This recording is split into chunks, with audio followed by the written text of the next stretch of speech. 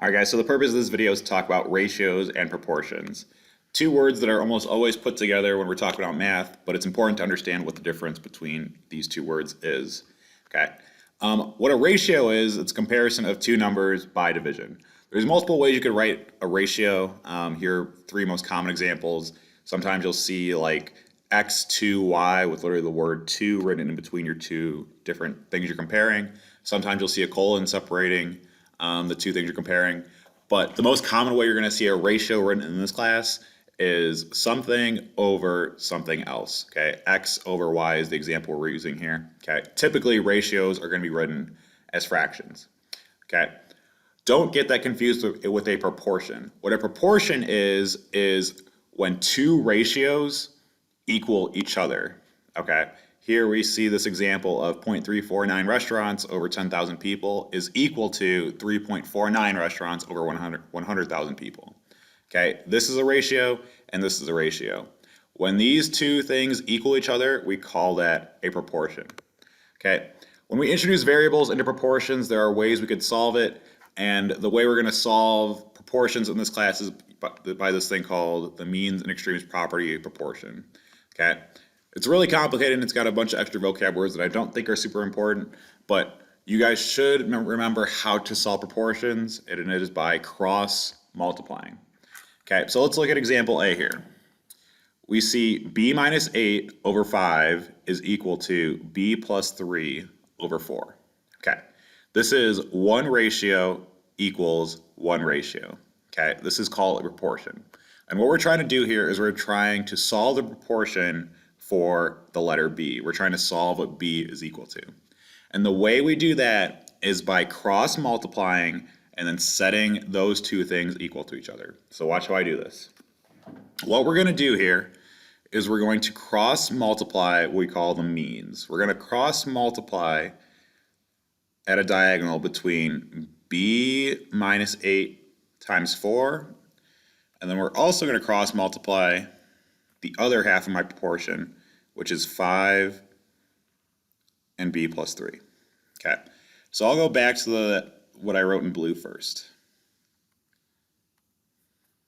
Okay, so watch what I have here. In my first diagonal, I see b minus 8, and then I see a 4. So what I'm going to do is I'm going to multiply these two expressions together.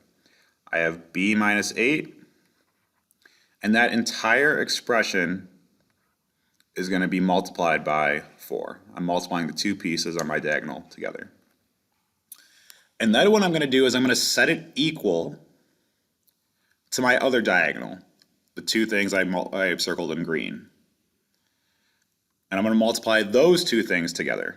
So what I see here is I see 5, and then I'm going to multiply 5 with that entire quantity, b plus 3.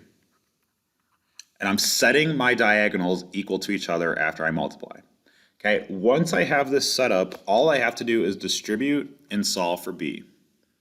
Okay, I'm going to use those algebraic principles we talked about last chapter.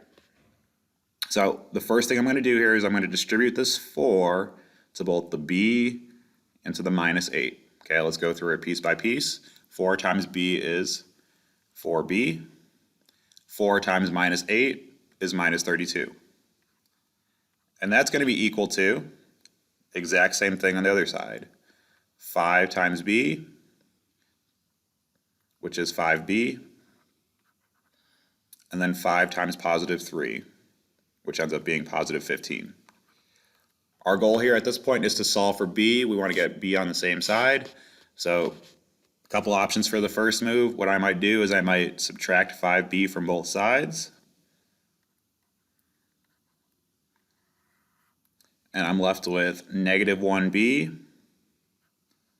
minus 32 is equal to 15 after these b's cancel. I can add 32 to both sides. And I'm left with negative b is equal to 15 plus 32. I believe that is equal to 47. And then I'm super close. I want to get b completely isolated. I got to figure out how to get rid of that negative, and the way I get rid of a negative is by dividing both sides by negative 1. And that positive 47 ultimately becomes negative 47. And I've solved for b. Okay. If you remember to cross multiply, these are really not that difficult. Okay, let's do example C over here. Remember, what am I doing? I'm cross multiplying the diagonals. I'll have 3x times 7.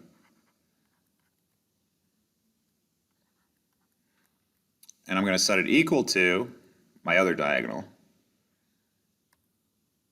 which is x minus 4 times 3. Super, super important. Please make sure that you're writing this as a distribution question. You're multiplying the entire quantity, x minus 4 times 3. Okay.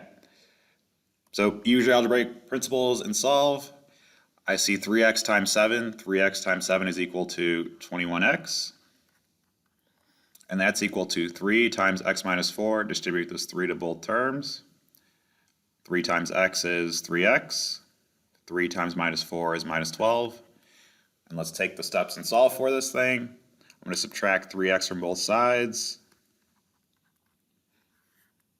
21x minus 3x is 18x. Is equal to what's all left on my left side, my right side rather, is negative 12. Get x completely by itself. It might not come out super nice, but that's okay. There's no rule that says it has to. When I divide both sides by 18, I should be left with x equals negative 12 over 18. But if I simplify that a little bit, I notice that both of these are divisible by 6 rather. When I simplify, divide both the top and the bottom by 6, I should end up with negative 2 over 3. That's my final answer.